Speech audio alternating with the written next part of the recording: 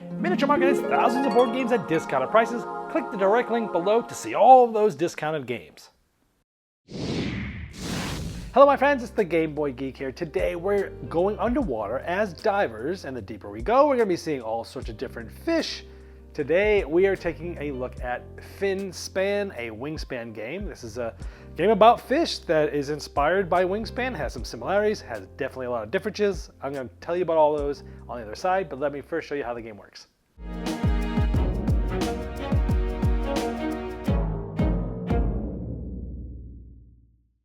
Now, as you can imagine, there's a lot of fish cards in this game. In fact, there's actually 135 total, with 10 of those being starter cards, which have this little corner that you can tell. And you're going to actually start with 2 starter fish, like those on the right, and 3 other fish that you're going to start with. And in this game, these aren't a hand of cards. They're placed face up so everybody can see which fish every player has access to. The game is played over 4 rounds. Each round, you're going to get 6 different actions. And each week, which is a round, there's going to be a goal. Some of these are printed on the board, like having the most eggs or young, most rows of fish, schools of fish, but there's also tiles you can place on top of this, and there's also a B side of this board.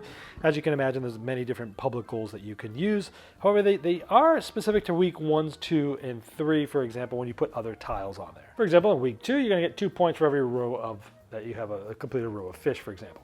Now you're looking at one of the big differences is in this game, the board goes top to bottom thematically because you're going through the different depths of the water there. And there's different areas of your board. Here is the sunlight area. So in these 3 rows, you play cards that have this on there. And there's 3 different dive sites and different effects, and cards can sometimes only be played at certain dive sites. And as you get deeper, you get to a twilight section, and you also get to a midnight section. There's also some pre-printed cards here, foraging fish they call them, that sort of start you off with some fish there to get your engine going. Now when it's a turn, you literally have 2 choices only in this game. You can play a card. You take one of your divers, and you can play a fish card. Now looking more closely at this, they have costs in the upper left. Each of them are going to get you points if they're on your board out there at the end of the game as well, much like original Wingspan. But one of the big things here is there's not like resources like berries and worms and things like that. Like in Wingspan, there's no dice. A lot of the costs come in cards. So if I want to play this fish out to my spot into either twilight or sunlight, I need to get rid of 2 cards. So I start with 5, and I got to discard these. And your discard pile is your own discard pile, not a community discard pile, because there's effects and such that will allow you to get a card back from your own discard pile, which means you can spend a card like this that might cost more, but knowing that this is probably better later in the game, but you can get this card back later if you can get things out of your discard pile. So if I want this, I need to play at one of these 2 regions and discard 2 of these cards in order to get so. And some things have abilities that happen when played. Some things have when activated, like Wingspan. I'll show you that in a moment. Some of them have game ends, like 3 points if no tokens on this fish. Okay, so much like Wingspan in that regard. So if I want to play this, let's say get rid of these 2, because these ones are probably better a little bit later in the game. Now I can play that fish again at any twilight or sunlight open spot, but maybe I want to play it here because again, having a row of fish is one of the goals in the second week, and right now I only need 1 more here to get that get one of those done. Now, when played, there's going to be 2 eggs and 2 cards. Let's talk about getting cards. One big difference is the cards are just drawn blindly from the top of a deck, unlike in, like, say, Wingspan, where you get to choose one. Now again, we get to place 2 eggs. Now each fish can only have 1 egg on it, so I put 1 here, and we can put 1 here, for example. Now later on, we're going to be able to possibly hatch those into young, which look like this, and we're going to try to get some young together to create a school. We'll talk more about that in just a moment. Now let's say it's our next turn. Instead of placing a diver to get fish, you can go to a dive site. So any one of these 3 columns essentially is a dive site, and you're going to start at the top and work all the way down to the bottom. Now this one says, hey, if you have at least 1 fish in this sunlight zone, you can draw a card or place an egg, or you can hatch an egg into a young. So if I was going down here, I could take any of these eggs, and basically they would become a young. Or you can get an egg, or you can get a card, for example. Now remember, as I come down here, we're going to see if there's any activated abilities. Like this one says, if I had this one here already, if activated, all players would get an egg. Okay, well, we could do that too, if that was there. Now when you come here, there's only 1 row in Twilight. I don't have a fish right here in this column, so I would not get to draw a card. Now when I come down here, I do have a fish, so I could draw a card here, nothing activates. Now, the first time you have a diver come down, you take the ability of that column. This allows you to get a card out of your discard pile. We kind of talked about this.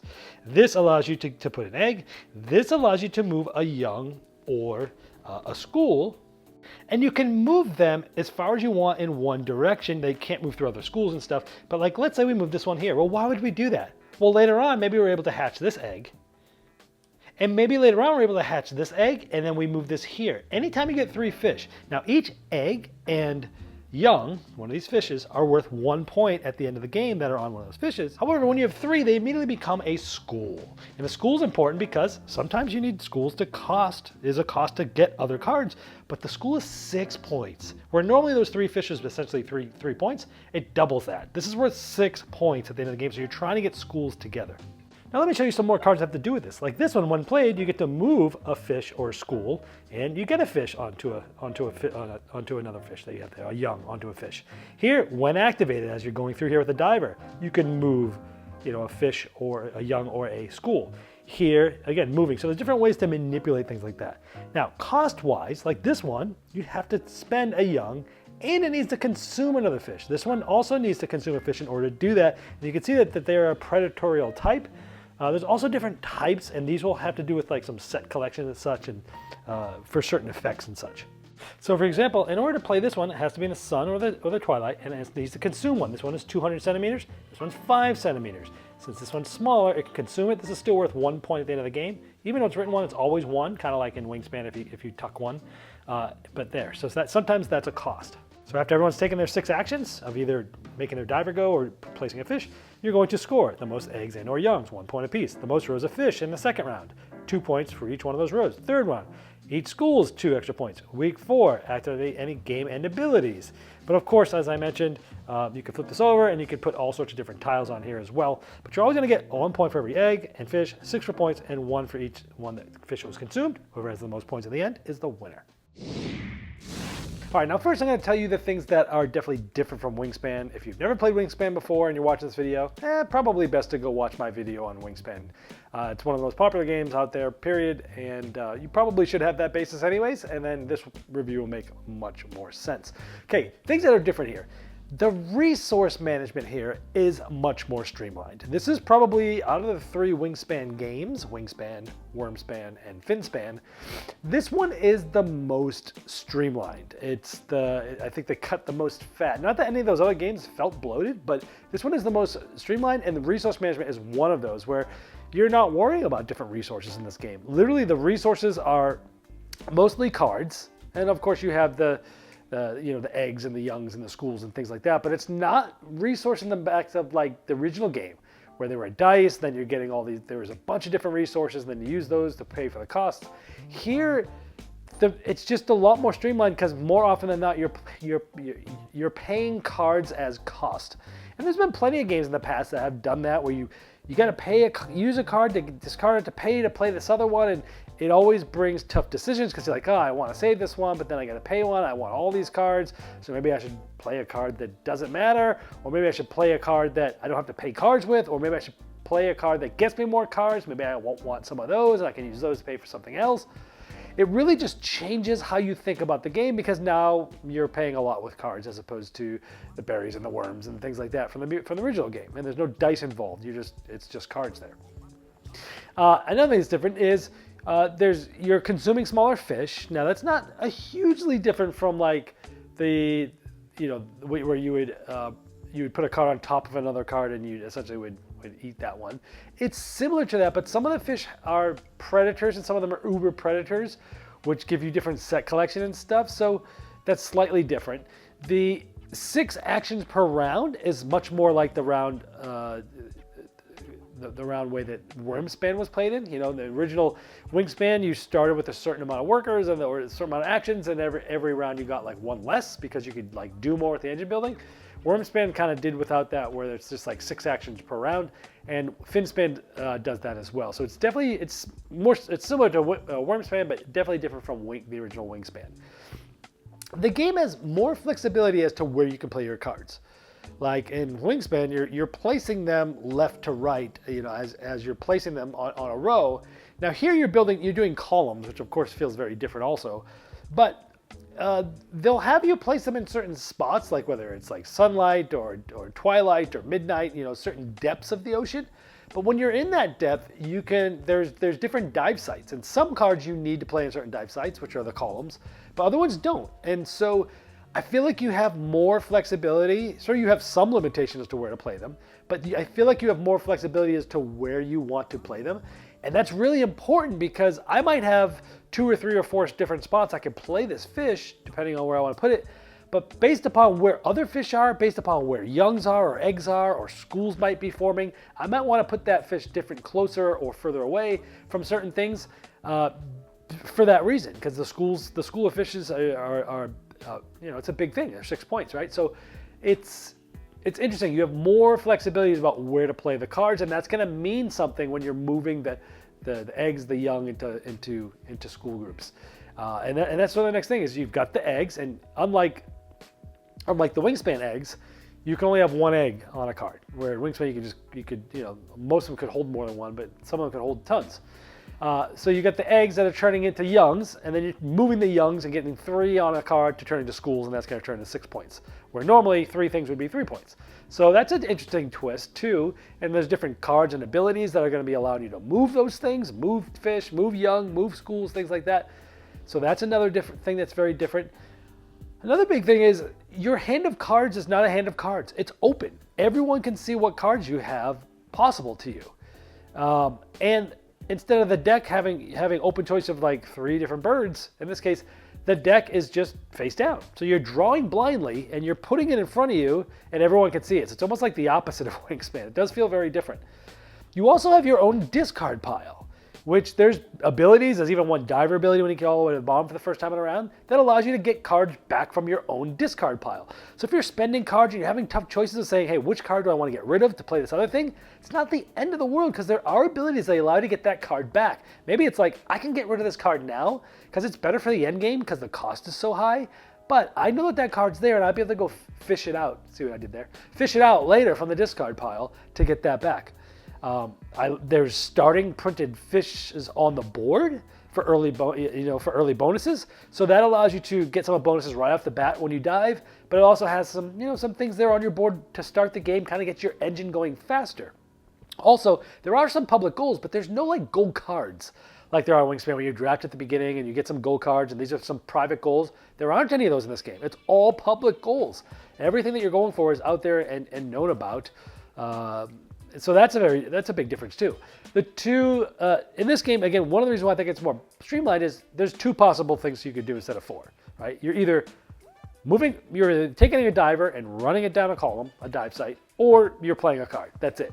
Now you could argue that, hey, when you put the diver down there, that's similar to getting eggs or getting cards or getting food from Wingspan, and then you work your way back. It is similar to that. So you're able to do as much, but from a mechanical standpoint, maybe you can still do just as much as in Wingspan, but like it feels more streamlined. It's like, hey, I got 2 points, two options. Place a diver, move him down, activate, or play a card. That's it. And so it feels more streamlined, even if you're still able to do the same amount of things, if that makes sense. I think this is probably the lightest of the 3 games. This isn't a light game per se, and it's not that much lighter than Wingspan, but again, it just feels a little bit more refined, a little bit more streamlined than that. So that's that. So anything that stood out to me that I didn't like as much? Well, the vertical boards, definitely they feel different, and I like the fact that they do feel different, but they don't fit as well on the table. Meaning, like here's a picture of that, where like when you're sitting, you're gonna need to have the board like slightly to your right or to your left, or one of you has it in front of you, and the person sitting across from you needs to have it over to their right or over to their left, because most people play on tables where like the long way is the wide way. And they don't play on the vertical tables the vertical way, right? And so you're gonna have to sit offset to the person on the other side of the table from you to make sure that the boards actually fit, because the way they just fit. It's just a form factor thing. It's a bit of an issue, but it's not the end of the world, but it is something that is, I would say, a negative byproduct or side effect to having the different way of thematically going down the board through the depths. The game has less competitive goals than original Wingspan, where sure there's like a B side of the board that you can say, hey, everyone's doing this goal, and hey, whoever did it best gets 3 extra points. That's somewhat different from the aggressive goals within Wingspan that you could play with, where it's like, hey, you're going to get less points, period, from everybody. If you come in 3rd or 4th, you're getting way less from the person that did the first place. So this is a little more sort of nice and Euro-y. I didn't like that as much. I would have liked to have seen some options where there are even more aggressive goals like Wingspan and be able to choose from those. And you don't have to play with the 3 extra points. I always would. But the goals are a little more nice, even on that B side. And I don't feel like there's as much player interaction as in Wingspan. Now, some might argue that, actually, there's more cards in this game that say, hey, when you do this, everybody gets to do this. And in reality, there probably is actually more interaction with those cards. But what I mean when I say less interaction, I mean less direct negative interaction. So in Wingspan, you've got the food. You could, re-roll the food dice. You can purposely take food that that other people are possibly working on, stuff like that. And it just felt like there was more ways to negatively affect other players directly. Where here it's like everything's open, and sure, different abilities are going to say, hey, if you do this, then everybody gets this. Okay, so there is some interaction, but most of that interaction is very positive interaction. Where Wingspan, I felt like, had a little bit more teeth to it. Now, many players are going to like this. This is going to be a positive for them. They want that head-down solo experience that has some interaction, but nothing that's going to mess up your plans. I think this game's much nicer than the original Wingspan because of that. So I don't really mean less interaction. I just mean it's not more for sure. And if it is, it's more just like, hey, I played a card that everyone gets to do this. Okay, so I guess that is interaction. It's just a different feeling of interaction is what I'm getting at. So those are the things that are very different, that are unique and interesting, and then some of the things that I didn't like as much. In the end, I think if you like Wingspan, you'll probably like this. I think if you didn't like Wingspan, you didn't like Wingspan, I'm not sure this is going to make you like it, but it definitely feels different and fresh enough that if you did really like Wingspan or Wormspan, is there a reason to have this? It does feel different. The action economy or the economy of paying for the cards makes you play this game very different. So if you did like that, I think you're still going to like this. My favorite, personally, is still the original Wingspan. In fact, it's Wingspan Asia 2-player is my favorite. The one with the board in the middle, you do these abstract things. That's my favorite version of any of these games. I did like this better than Wormspan, but I still think I like the original the best, but it's definitely different. So I think from this, you should know if this is something you're going to want to try. This is the Game Boy Geek, breaking down barriers, growing relationships with board games, by helping you the next one you love. Game Toppers upgrades every game you play, and they just launched their 4.5 Kickstarter, which will introduce the new Galactic, Mycroft, and Watson Game Toppers with interchangeable rail inlays, as well as new game mats, miniature gaming terrain packs, leg kit options, dining covers, accessories, and amazing package deals. Search for Game Toppers on Kickstarter or go to GameToppersLLC.com.